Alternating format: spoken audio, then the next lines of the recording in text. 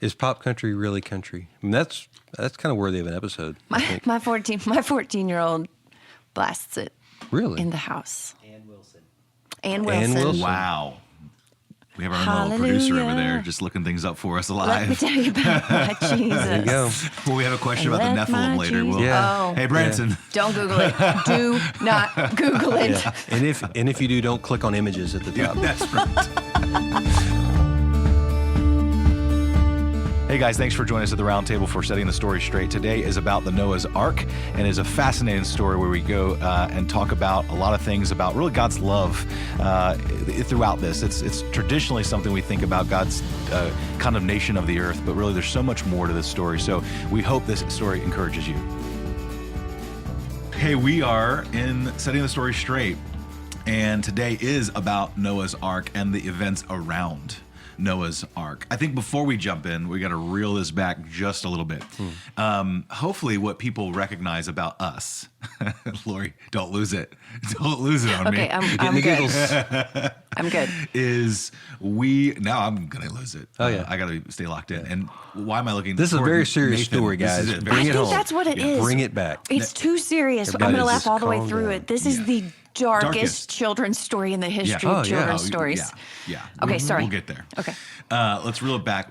What you know about us about the table is though we like taking on familiar things or comments or like we're doing this series, stories and sort of helping you think about it in different ways. When we use the term setting the story straight, if you noticed, we're actually not like telling you exactly this is 100% black and white. You thought this, but you should be thinking this. Yeah, that's not our job. Yes. So you'll see we're still hashing things out. Yeah. Like last week's episode, you talked about the woman at the well Yeah. and pitched something that is written about and respected. But wrong. But yeah. I was waiting for somebody to say it. And You can always count on always me. count on Lori. I still stand by it. That Lori and I perked up and we're like, you know? And so we're taking these things and helping you think through it and think critically about the things. And today, this story has so many things. And Jeff, you've warned us.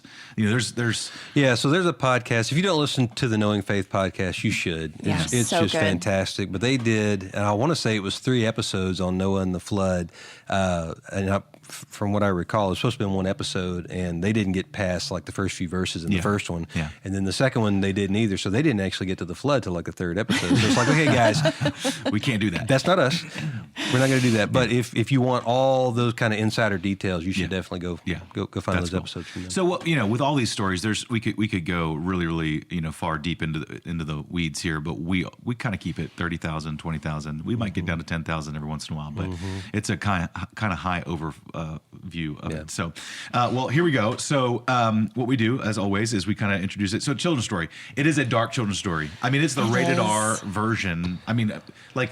It's amazing how you walk into a children's wing, not here, but Right. well, maybe I don't know, but and we have Noah's Ark, all over the Sunshine walls. and rainbows and giraffes. And the giraffes. elephants and the giraffes are always smiling. Yes. There's a tiger right They're there that's just hugging. totally cool with the Yeah. fact that he's walking next to something he would usually eat. Yes. You know, everybody's just having the best day. Yes. They really Yeah, are. and it's great. always the happy 2x2s. But what about all the animals that died? Right. There's no dead animals painted in murals in children's wings. Oh, I can't. Now I'm picturing I it. guess that would be sad. I mean, there are worse things from this story that could be painted on the walls. That's what my kids said when I asked them about it. And they were like, wait a second, does that mean that there were corpses of humans and animals all over the place after everything dried up? And we're like, ooh, yeah, I guess so. Had to go somewhere.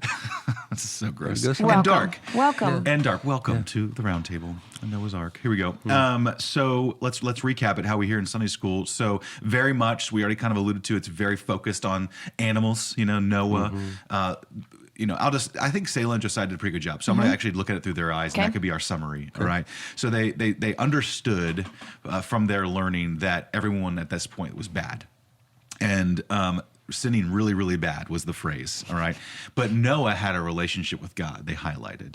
And so his family were saved to bring onto the boat, and they were commanded to bring 2 by 2 all the animals onto the ark, all right? So he told Noah to build an ark, and everyone laughed at him because there was no rain.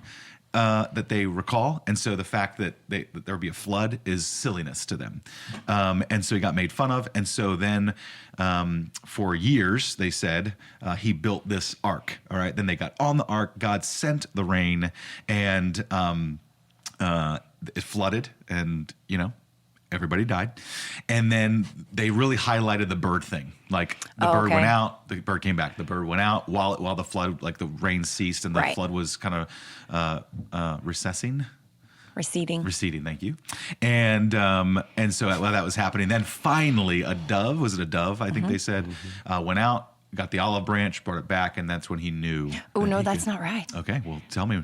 That's the second time. Okay, and then when the dove one? Doesn't come back, they know that it found a home. Okay. You just failed Sunday school, Joey Ryder. Well, I mean, it's fine that your kids didn't say that. I don't know that I would have caught it. So there you go. I have been in a rabbit hole reading and studying Noah's Ark. That's the only reason I'm... So they did highlight, though, the rainbow that eventually came. And the rainbow was a sign of the covenant that God promised he would not flood the world again. All right. So there you go. That was the overview of the Bible story. Okay. From theirs. Now, that's pretty good. In your systematic theology Sunday school, was there anything else that we missed that was traditionally presented for the story? I don't know. I feel like I missed They were saying the book of First Enoch, so they could put all this together in her Sunday school. All right, easy. No, I don't know. I Bring feel it, like, Lori Wiggleback. Come on. I feel like I have some ammunition in my notes this week, Jeff. Would you like to be nice to me or not? Yes, we'll be nice. I'll be nice. I think I missed in Sunday school just the length of time this covers. Yeah.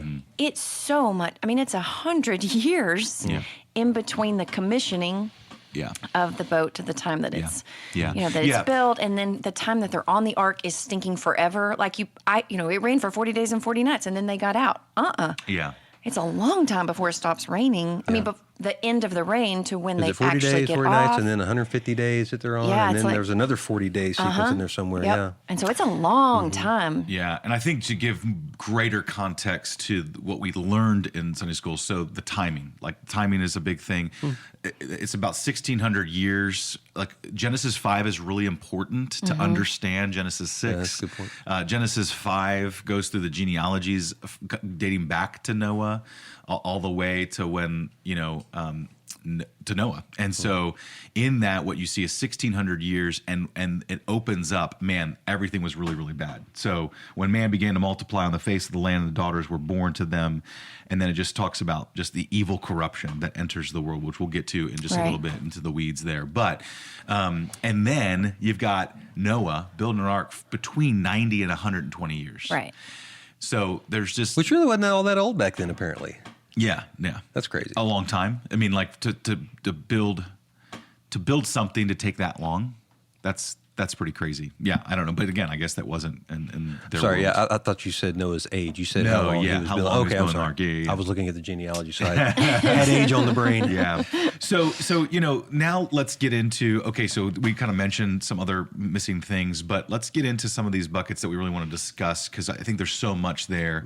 In previous episodes, we would spend a little bit more time kind of dissecting some other things along the story, but here, let's just get into some things that we want to pull out, some things that are really interesting to us, and we're going to try to go in kind of chronological order that the story goes. So kind of starting in the first 4, 5, 6 verses, what stood out to you all? What are some things that get missed, some things that we don't notice when we're in the Sunday school class? Who wants to go first? I'm going to just go with you, Lori. Well, there's I'm thinking bunch. you've got a good... No, good there's list. just so much in the first 6 verses, first 7. Well, really? Just the Keep first? going. Yeah, keep going, keep Chapter going. 6 through 9, Really? there's a lot. Chapter 6, all the way through verse 8, I feel like there are 3 distinct buckets. Okay. Joey likes to buckets. I put like- everything in All right, buckets. so give it to us. So there's the bucket of like, who are the Nephilim and what the world is that? That's verse 4. Okay. And then there's the bucket in verse 5 about God seeing humanity and being grieved in his heart and deciding to do something about it. That's crazy. Yeah. And then the third bucket is, but Noah found favor in the sight of the Lord. Like just in those 8 verses, I Yeah. texted you guys and thought, holy cow, we're never going to make it through this. No. Those first three things are huge. No, it is huge. Yeah, and I think if you're reading along and you go into this passage, you see a couple things that are unfamiliar and with the rest of Scripture almost, because the term sons of God, how many times does that show up throughout Scripture? Or the term Nephilim, how many times does that show up in Scripture? So we have these really isolated phrases used by Moses as he's retelling the account of the story. So where and why did this come from? So let's talk about it. I mean, let's talk about sons of God real quick and Nephilim. Who are these people, things? Whatever. Nephilim. Well, sons of God, first of all. Are we going to say, like, who do some people say they are, or who do we think they are? Yeah, I guess does it matter? You go first. If we take it in order, we'd start with the sons of God. Sons of God, yeah. and the daughters of men. Yeah, that's right. Yeah, and I think, I guess, as a disclaimer before we get into this is one of those things that in the discipline of theology, studying theology, is I literally can find people who are really respected, who believe different things about who these people are. All right. So as we have this discussion, you'll hear some of us kind of lean one direction, and some of us lean the other direction. Ooh, I thought we would all lean the same direction on this one. Well, I'm interested to see. I think he and I are a little different. So, I mean, there's three primary ones that I think we found. List those out for us. The oldest one is that the sons of God are angels. The second one... And fallen angels? Fallen angels. It would have to be. Right. Have to be fallen angels. I mean, but like corrupt, not nice. Yeah. Mm-hmm. Yeah. Because when it says sons of God, it feels like, oh, well, those are really good people. Those would be good people. But in this scenario, the sons of God would be fallen angels. Under fallen that angels. theory. Right, under the theory that Jeff is talking and about. I actually didn't find the second one on my notes. Do you remember what the second So common for one me, was? the second one is that the sons of Seth. God are the sons of Seth. Okay. That's right. I As only know opposed to two. the sons of man, which would be the sons of Cain. okay. Okay. Yeah. Yep. So in the first scenario, the sons of God are the fallen angels, Right. and the sons of man are humans. Yeah. And in that scenario, they have sex with each other and have offspring, literal That are like the Nephilim. Nephilim offsprings that are like weird demi-human Well, we'll get to Nephilim. deals. Yeah. Because there's a lot to say about them. Well, but- and that's the oldest known interpretation is that it was fallen angels impregnating yeah. humans. Yeah. And then they were having these demon spawn, basically. ungodly. Yeah, ungodly. Yeah, You know? right. The third, the other interpretation, is that the sons of God refers to the faithful worshipers of God, and the daughters of men refer to sinful man kind of thing. Right. And that's a pretty common view amongst Augustine. So what's that, 300, 400 AD? So it was around as early as that. The Reformers, Luther, Calvin, they all kind of held that same view. It was more along those lines. In a historical church kind of theologian kind of view, it's that there was good marrying bad. Believers marrying unbelievers. Yeah. And that intermarriage, kind of like the warning we get later when they're going to the promised land and God says wipe them out because we don't want believers going with unbelievers because they're really ungodly and it's going to corrupt. Yeah. And so it's the same kind of warning here is the pitch. Yeah. I found the opposite as when you say normative, like just in terms of, I guess, more recent, theologians, they would be okay with saying this is the fallen angels, that these are people that, and, it's funny when you say we land differently, I don't, this is going to sound kind of bad. I don't care enough Right. totally. about Agreed. the answer. So like, I could be This is a okay tertiary issue. Yeah. Yeah. Talk about primary, If tertiary. there's a fourth tier, or fifth. that one's way down there. Tertiary and lunch conversation. Exactly. All that. Yeah, because again, we have to employ here some Bible study method, which is compare Scripture with Scripture. Because there are other times in Scripture where it calls sons of God and they consider it angelic beings, but then it's also used for people that live for God. So, it's one of those things where you compare Scripture with Scripture, it's not there enough. The doctrine of the sons of God or the Nephilim aren't there enough to deduce and to hold tightly to and make it a tier 1 issue. Yeah. Right. I can't remember who said this. I certainly did not make it up, but in the study of the Bible, it's good to remember that the main things are the plain things, and the plain things are the main things. So if somebody wanted to go down the rabbit hole of studying this, Right. what would be some steps they would take? So, for instance, they would want to see what Scripture says about angels. If you think these are angels or fallen angels, what else does Scripture say about angels? Like that would be a way to maybe kind of back into an understanding of this, right? Yeah. What would be some other... Where else? You could do a word study. So where else is this word in the Hebrew phrase used in the Hebrew and in the Greek, and how do those compare? You could do that. And then I just would caution them again. We always say don't Google your theology. So if you start reading things that these Nephilim were aliens, like or that sons of gods were aliens that came down. Those are views that are out there. Let's keep a time out. Yes, they are out there.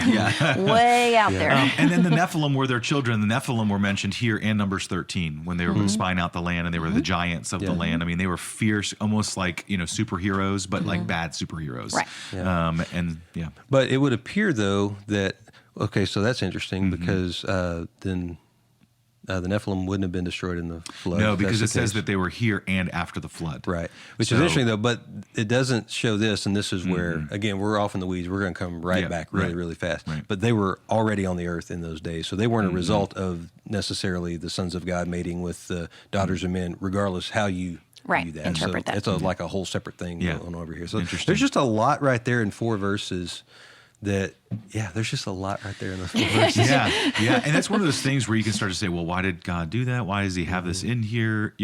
And I just think we have to kind of hold that with a light touch and be open-handedness. Because it really, I mean, if you think about it, it doesn't, I'm looking at this to check my math here, but verse 5 is when it finally says that any of this is not good. Yeah, right. Like, it's just kind of giving you the daughters were born to them, sons of God, solid men were attractive. Cool. It sounds like they were going well, you know? It was an equal sign. There's an equal sign there. Yeah. Because it says, then the Lord saw. Right. Or, the Lord saw the wickedness. It says he's going to lengthen their days to 120 years after, it makes sense in the context of, things like Lamech were 777 years old when they died. What's the big deal? Then he goes down, the Lord saw the wickedness. Wait, what happened? Right. I thought everybody was good, you know? In the biblical narrative, it makes sense. Again, if we're just looking at it from a literary perspective, it makes sense that you have these 2 different groups, the sons of Seth and the sons of Cain. Right? Yeah, sure. That makes sense in a biblical narrative. Particularly with the, again, when you talk about literary, like you go from the story of Correct. Cain and Abel, and then God giving them Seth. After that, and then the genealogy. Right. It's very family oriented. This guy beget this guy, and so on and so on and so on. And so, yes, I guess kind of a narrowing, right? That would be good. In the genealogy, I'm holding up my hands because that's helpful on a podcast. But keep doing it, please. But it just kind of starts here and narrows to these 2 lines, and that's where it's focusing. No, it's good. And then we get to how bad things got. I mean, I see words like wickedness and evil. That God's was grieved that he would blot them out. So my question is, how bad must it have been for God to wipe the entire earth out? So it says, chapter 6, verse 5, then the Lord saw that the wickedness of man was great on the earth, and that every intent, where I was going, every intent of the thoughts of his heart was only evil continually. So you've got every intent and continually. Yeah, that's intense. I mean, so if you just think about that, and you think about the selfishness that rests in the human heart, that they were fighting at war, constantly killing. They were doing whatever it took to get whatever they wanted. They were self-led to the extreme, and it was so bad. Don't you feel like this is the language in Judges, that every man was just doing what was right in his own eyes? Yeah. It's a very similar language. And I think what you have to, the listener, and I hope you understand, you have to sense the oppressiveness and the darkness that was set over humanity for this event to even make sense. Like, we've got to understand that when Moses is writing these words, or when God is communicating the heaviness here, I always think the most difficult thing probably for God, even though nothing's difficult for God, is to bring what was happening and translate into human words, like what was taking place. And I think he gives the best shot here, which is to show you how dark this part of the history of the world was. Yeah, and the things that Scripture says about God are true. Obviously, I mean, our understanding of what Scripture is tells us those things are true, but they're true in the sense that they communicate in a way that we can understand. It's kind of what you're saying, right? So yes, God was sorry, or he regretted, or he grieved. This is kind of the second bucket you brought up, but those are anthropomorphic terms. What does that mean? Means help me, Lori. It means making things accessible to humans, speaking on a human term, that which is not human. Yeah. So it's written in a way that we can understand, and it actually is meaningful to us. But you think about it, the entire Bible is the heart and the words and the testimony about who God is, right? And so everything from the first page to the last page is written in a way that we can understand. Right. So it can encapsulate everything that could be said about it. It's the most helpful thing for us to know. Yeah, so it's not that God doesn't have emotions, or things like that, because there's all just back and forth. If you get them online or if you open a systematic theology, you spend back and forth for 2,000 years about what those things mean. It's not that he doesn't feel them, it's that they don't affect him the way they do us. So that's where the rubber kind of meets the road. It's that God isn't impacted by emotions the way we are. Yeah. And but that doesn't mean that God isn't empathetic or feels affection for his creation. Yeah, so bucket number 1, we talked about sons of God and the Nephilim, that conversation. Bucket number 2 was just how bad was it? It was really, really bad. It was dark. Now this next bucket is about, as a response to the wickedness, is God saying things like he was sorry or that he was grieved. And Jeff, what you're saying is he's trying to communicate something, but now what is this emotion thing? Did God really regret? Well, if he did regret, then did he do something he didn't know the future? Is he only in the moment? I mean, there's a lot of things we have to unpack. So much. When we think about that. That verse says that he regretted and he was grieved. Yeah, you got both of them right there in verse 6. And I don't know. I really have done a ton of study on this because it kind of, this whole concept it got you a little bit. It did. It got me a little bit about, God's divine impassibility, which is a big sort of theological term. And I think where I landed was, for me, if you take this whole concept of the impassibility of God, which means he does not have these strong emotions. It comes from immutability that he can't change, which is definitely biblical. But it led me kind of down a road of like, okay, wait. So to its logical conclusion, if we're really going to do this, and this is where my background in rhetoric and logic and syllogistic thinking comes into play, if we're really going to take that whole impassibility thing, that he doesn't have these strong emotions, to their logical conclusion, if you follow it all the way through, at some point, God's just static. And I can't get there as a believer that God is not static. He's not a statue. But the word that you said, Joey, is kind of where I landed. It's interesting. I don't think God reacts to these things because, Jeff, you and I talked about how, God can't be surprised.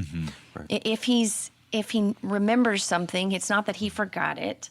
If he, it's all of those kinds of things. I think response and reaction are different. I don't think he's reacting to these things. I think he's responding. He's engaging. Yeah, he's engaging. Yeah, that's like a really good... It's proactive, not reactive. And to me, that's kind of where I was like, okay, I can settle on that. That God is not bound by his emotions. He grieves, but he's not crippled with grief. Right. He's angry, but he doesn't lose his temper. Yeah, and that goes back to Jeff. What you were saying is like it's not. He doesn't have doesn't deal with his emotions the way in which we have to deal with our emotions. Like he is perfect. He can be perfect in his emotions, right? And he can experience perfect emotions. So he can. As I read this, I see things that as he engaged and was responsive to sin, right? That he wasn't sad. He was sad to see his creation, those created in his image, those whom he loved, those that he gave dominion, totally ruin the chance that they had, right? And get so very corrupt. So it was a sadness. It wasn't a surprise sadness. Now to us, when we're sad, it's always like, why? Why did this happen? For him, it's like, you know what? This stinks. Well, and this is one of the things where it helps us make sense of, or at least maybe adds to our understanding of what the incarnation did. When Jesus became fully God and fully man, when everybody's favorite verse, when it's like, what's your favorite verse? Jesus wept. Well, there's a reason that verse is in there. I mean, that's a man who is God experiencing the depth of human emotion in a way that was not something God does. You know what I mean? Like there's something outside of him that's affecting him that transfers back out versus God just having a perfect, what did I find? It's not that he's not affected. It's the aspect of divine impassibility is that God is not affected, but that doesn't mean he lacks affection, was one thing I saw. Is not affected or changed by anything outside of himself. But in that scene, we see Jesus being affected by something outside of himself. And I mean, that's just, there's something about that I think is just so beautiful. Yeah. Some of what really was laid down. I mean, just think about that.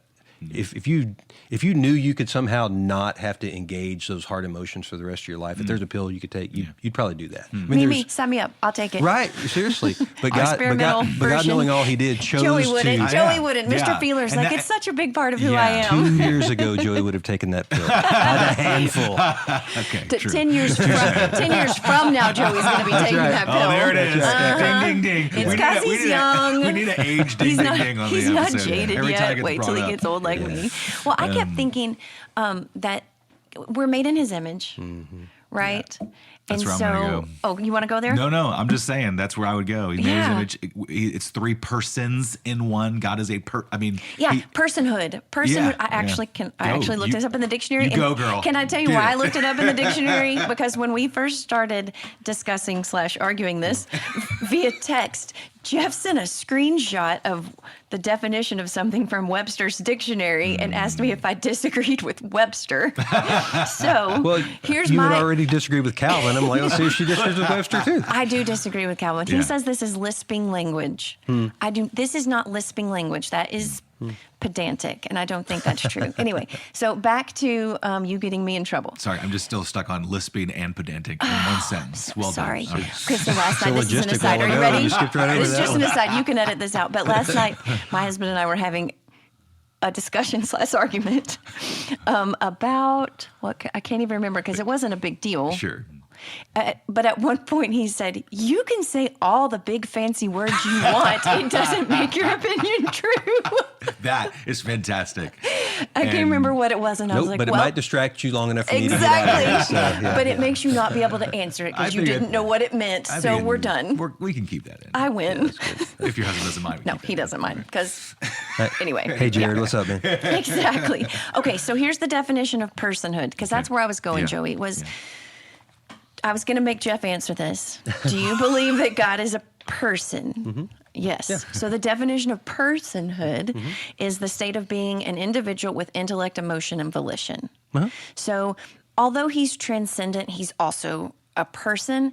And I actually think that this fits perfectly in, honestly, with what you say all the time, Jeff, which is always so helpful to me, which is the yes and. Yeah, sure. It's the tension. It's the tension of he is transcendent and he is immutable and he's a person. Yeah, sure. Yeah, those things are grounded in his character. Right. Like his character doesn't change. And that's what, there's a great quote from Michael Bird in his Evangelical Theology. He says the church fathers, so this goes back before the Reformers, the view of God's impassibility. The church fathers knew full well what they were doing when they called God impassible. It's a little long, but it's worth reading. By this affirmation, they were safeguarding divine immutability, like you talked about, which was distancing God from illegitimate emotions of greed and lust. It typified Greco-Roman deity. So remember, these theological frameworks came out of a context. Yeah. Right? Wait, can I interrupt that for just a second? Do you think when you said that, the Greco-Roman version of it, I get that. That makes sense that God's holiness just means his set apartness, his distinction from those Greco-Roman gods that had all of those negative ones. That resonates with me a lot. Okay, keep going. And it says, and they, the church fathers, were offering an apophatic defense, or a defense based on what God is not versus in the positive sense of what God is, of God's emotional life, namely that God does not experience emotions in the same way we as humans do. Yeah. For the church fathers, Christ's passion is not in contradiction with the perfections of God's immanent nature, including immutability and impassibility. So it all works together, and that's why when you go down the rabbit hole of one strand of theology. Remember, systematic theology is what all the Scripture teaches about a thing. Right. But those things are all connected. So you have the biblical witness, which is all connected. And then you have your overall theology, which is also interconnected. So we don't understand God's impassibility apart from the fact that everything he does is grounded in love. Right. Right? Which is an emotion. But love for us would be an emotion. For God, it's who he is. Right. Yeah. And that's where, for us to understand who God is, he has to say it in a way that we can kind of understand, but we don't understand all of it because we can't connect it in the way it's you know what connected. I mean? So it's just one of those things like, there's a certain point where I go, that's as far as my mind's going to be able to go with that. Okay, let's keep reading. Yeah, and I guess I just see so much throughout Scripture talking about the emotions of God. Like God's a jealous God. Sure. You know, God burned with anger. Yeah, but he's not jealous in the way you would be jealous if somebody was sitting on your wife. I think we're saying the same thing, I think we're saying the same thing mostly, which is God can have emotion, which he does. But it's everything is righteous, everything is holy, everything is perfect. Every emotion he has is a separatedness, that is different from the way in which, because our emotions are flawed. His ways are higher than ours. That's right. I mean, just a basic understanding. So I think we're saying the same thing. But like he can be both sovereign and yet experience emotion. He can be perfect and yet experience emotion. But it's a holy emotion that is beyond, like you said, our understanding. Well, it gets back to on our episode 0, Lori talking about how she's always kind of lived in the God's transcendence. And when you move into God's immanence, that he's with us, engaged in that, it's like both those things are true. Like both things can be true. But he is transcendent. So we just have to know that there's a limit to what we're going to understand. And a lot of what Scripture is saying to us has to be framed that way. Yes. And just going back to Lori's original statement when she kind of kicked this section off, is that he is not this static robot. Yeah. What is great is we're not deists. He is a loving, personal God, and he has a desire to have a relationship with us. And so there's so much there about the heart of God that is so impactful for me as I think about really this next section that we're going to go to. Are we okay moving kind of from that as we go into this next section, which is Noah finding favor in the eyes of the Lord, and then kind of that righteousness talk. Now, I think going there as we talk about that, a lot of times we read this as if Noah was awesome or better than everybody else. But I think we got to go back to some emphasis that Lori put on earlier in verse 5, is that the Lord saw the wickedness of man in the earth, and that every intention in the thoughts of his heart was only evil continually. Do you think Noah was exempt from that? Or was he too also a sinful man that then the Lord? I think yes, both. Verse 9, you have to go down to the next one. Noah was a righteous man, blameless in his generation. So you're righteous by faith, not by actions, but righteousness is proved by your actions, like we've talked about before. So and if that's true, then verse 8 could be read definitely with in the light of, since Noah was righteous, God's special grace fell on him, and therefore God engaged with Noah in a way that was different from the rest of mankind, because Noah was a righteous man because he had faith in God, which would make sense if you go back to the genealogies that Lamech was a faithful man and actually called his name Noah, saying, out of the ground that the Lord has cursed, this one shall bring us relief from our work and from the painful toil of our hands. So the way that like naming works in the Old Testament, it would seem to be painting a picture, at least to me, that Noah came from the line of faith, from a man of faith, and therefore was faithful in his generation. So, and I just think that in all of that, it is the object of our faith that makes us faithful, righteous, and a place of because of his grace, because of who he is. So I think it's just really important that this is no different than New Testament justification. Right? Sure. Is Old Testament justification. It is by faith, but in who? God, Yahweh, or, Jesus, right? So it's faith in the works of God. And so I think that's really important for us, because yes, I think you said both and. Noah was probably also, he was a sinner. and yet he had an inkling in his heart where he knew God, trusted in God in a way that was different than the rest of humanity. Can I point something out? 6:1-8 reads like the first chapter of Genesis up to Genesis, 2:6. It's like it's wide angle lens, and then it gets in the tight lens because it goes, the first section ends with Noah found favor in the eyes of God. And then it's like, okay, now let's zoom in on who Noah was. These are the generations of Noah. Noah was a righteous man, blameless in his generation. Noah walked with God.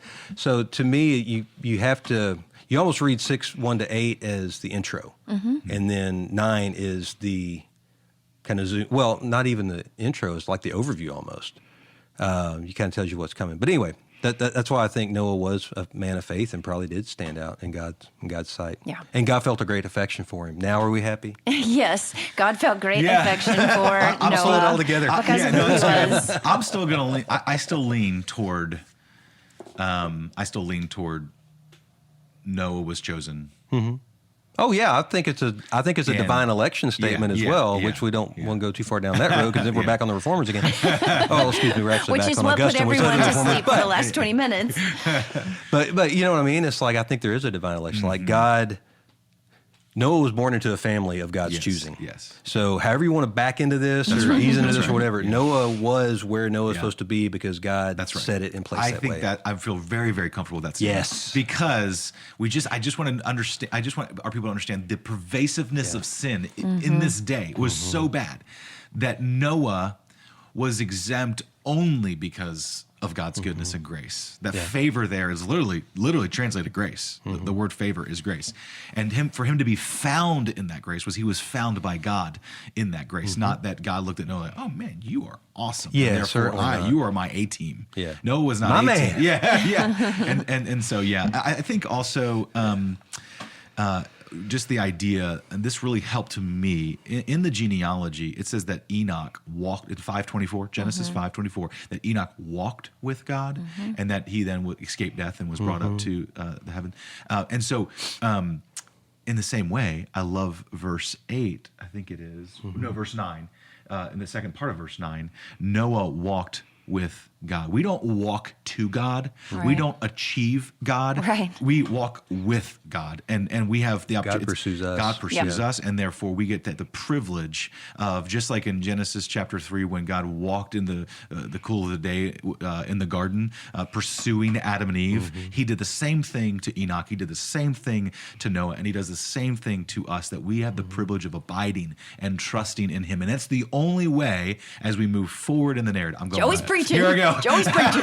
There is always one moment in every episode where I just roll. Sorry, y'all. But y'all let me just go. I just looked We down just when you smile, started we doing that. smile and nod, just smile and nod. Go, Joey. His youthful Go, exuberance. We're out of the buckets. He's just going. That's right, and No. he did it. He jumped out of the bucket. I'm right in that bucket. Are you though? And But can you get back It's a in bucket it? of Go, your Joey, own go. Joey, we all derailed me. Y'all derailed me. What are we talking I was about? so I'm excited. totally off. But it's the only way that we walk with God, we abide in there God, you go. that Noah trusted in God, that he can endure the next 120 years. That he was then told to do something that was ridiculous, where there was no rain, there was no flooding taking place. And so God tells him, go do this. And then the rest of the world laughs at him and mocks him. And so it is only by the God's grace that he endured all of that, to wait that out and to have the endurance to build that ark. And then finally get it done in 120 years. Because you got to understand, it was 1,600 years from the beginning of the world. The earth was really, really corrupt. God made this decision because of how bad it was. And by the way, we haven't mentioned this yet. It was his out of mercy. It was God's just mercy to just put us out of our misery. Right at that point, and then build the ark over 120 years. Well, all these things he calls Noah to do sure sound a lot like Abraham, leave your family. Abraham, you're 100 years old, but I'm going to give you a kid. Hey, Saul, go choose the shepherd boy and not the good little bit. Like every story that we talk about starts with God. It seems like God calling someone to do something that seems ludicrous, or is complete. But it's a situation of God's own making as He interacts with us. Yeah, because it's God pursuing that person and that person pursuing him back. And they either respond in faith, and they are declared righteous. Same thing with David. That language reminds me of the David language so much. David says all the time in the Psalms, "I am blameless," and I'm always like, "You are not." But it's that same language where God has covered him in His grace. It's a statement about God's faithfulness, 100%. God's goodness, God's grace, and not about David. That's right. You kind of made a face a little bit when I talked about God's act was merciful to wipe out the earth. Was it damnation or merciful? I guess that's a bucket. I mean, yes. Yeah, I think it's a yes. It is a condemnation. It was a for the judgment. sin. It was a judgment. It was a judgment. Yeah. But I also think out of God's goodness and love, it was a merciful act. Because if it I agree continued, with it was hell on earth. I think it. I mean, they were living hell on earth. But do you at that think time. they were worse than any time ever? Well, I think it prefigures what we read about Sodom. Hey, God, if there's one righteous man, will you withhold judgment? And He said yes. He said yes, but they had to get Lot out of there because, it's done. Like this has to be done. There's I mean, not one righteous man. This is like a much bigger version of what happened then. God saved the one righteous man out of the corruption. I just kept thinking as I was studying this, like, I guess this is a children's story because the lessons are plain. Well, there's animals involved. I mean, really. And there's animals. There's a rainbow. There's a boat. There's animals. Yeah. Right. I mean, if we're getting back to setting the story straight, I think we do tell it. It hasn't started as a raining yet, by the way, children's as we're story. talking about I know, this. we haven't even gotten to the flood. I mean, there's a preschool here in Austin called Noah's Ark Preschool. My daughter went there when she was 2 and kept reading the story thinking, don't send your kid to Noah's Ark Preschool. And I don't mean that. It's a lovely place. Lovely but, place. Great. You should go look. Yeah, wonderful place. Truly, Reese went there for a year. Dead animals And we had everywhere. we had a Noah's Ark fabulous Preschool. experience there. But if we're going to tell this as a children's story, the lessons really are plain. They're just not pretty. Right. But they are plain. I mean, what's plain from the story of Noah? God hates sin. That is plain, right? God punishes unrepentant sinners. And to me, that word that they continually sinned, and the only thing, I mean, that's language to me for unrepentant. Yeah. You know, God hates sin. He punishes unrepentant sinners, but he also doesn't give up on this creative purpose that he had in the beginning to fill the earth with his glory through those that he created in his image. And for me, that's what I see is this grieved God's heart so much because the plan was to fill the earth with his glory through us. And our sin was just so horrible that wasn't happening. And so he's not going to give up on that created purpose. And I love Jen Wilkins' take on this, and this is 100% stolen from her. But the idea that Noah's Ark is really a decreation story. Yeah. You know, that we've got those first chapters of creation. And she does a beautiful job, if you ever want to read what she has done, of just doing, I know y'all are going to hate this, but that chiastic structure of where God created, and he separated the waters, and all of those kinds of things. And then in Noah's story, in the flood, since we have not talked about the flood, in the flood, what is happening? God unseparates the waters and they come back again. And, the heavens open and the fountains open from the ground and the water is unseparated. So it's this beautiful story, God's decreation story. But it's because he's not giving up. Yes. God will not give up on his pursuit to fill the earth with his glory. And it foreshadows to the fact that God is going to preserve a people for himself. Absolutely. God will always have a remnant, and we get down to chapter 7. Then the Lord said to Noah, go into the ark, you and all your household, for I have seen that you are righteous before me in this generation. They are righteous, like you were saying a while ago, because of God's decision to show him grace and to draw him to himself. Right. So why didn't God do that to everybody else? We don't know. Right. What we do know is that God chose to draw Noah to himself and then declared him righteous and saved him and his whole family. And just to kind of double down on some repeated themes that you'll hopefully hear at Austin Ridge, but hopefully here at the Round Table, is that this story is not about a big fat meanie God. No. It's a loving, pursuing, gracious God. Yes.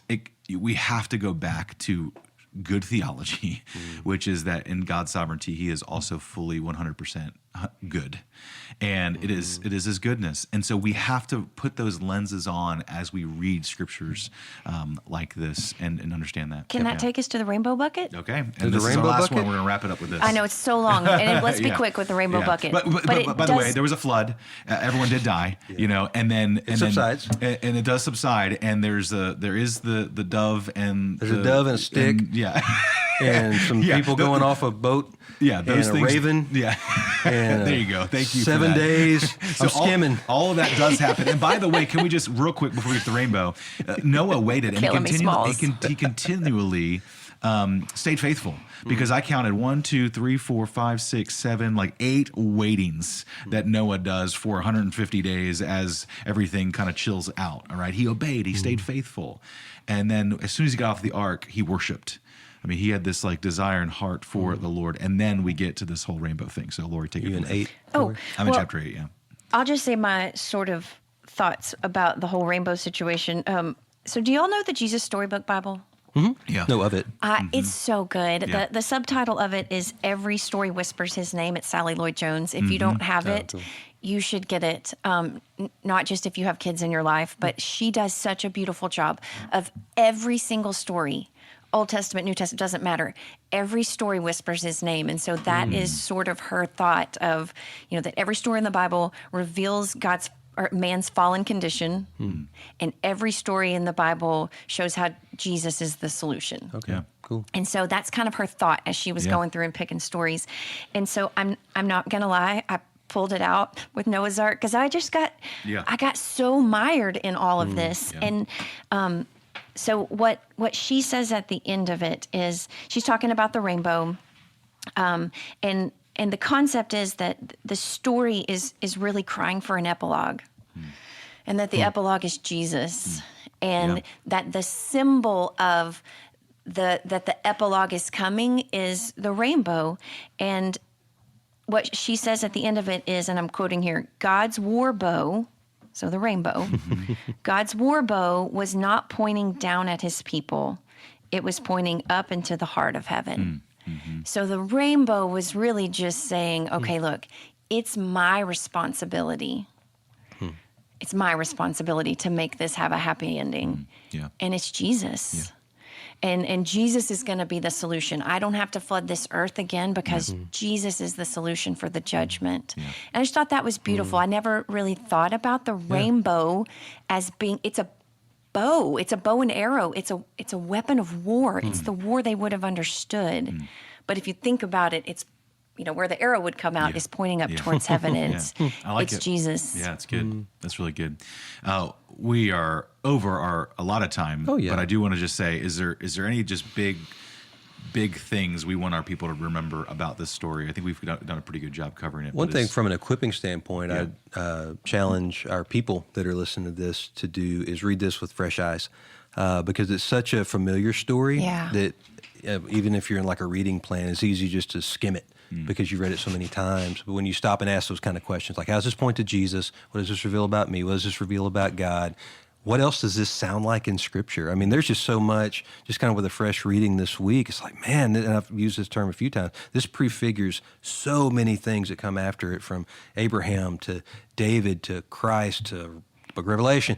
I mean, there's just so many things that, like, this has echoes the rest of Scripture. But when you kind of read it with fresh eyes, but thinking about it that way, it's like, wow, there's a lot. There's a lot here. It's not just a story. Like, this is put here for a bigger purpose than just communicating this story. Like, there's connected tissue to so much other stuff in Scripture. So that's good. That's awesome. That was fun, and it didn't take 3 episodes. It was a long one episode. It could have. Oh, for sure. And some of our listeners are like, just make it 3 episodes. But and some of them are like, this one was too much. Yeah. All right. Well, hopefully you come back. Thanks, y'all. Wow, that was a give up.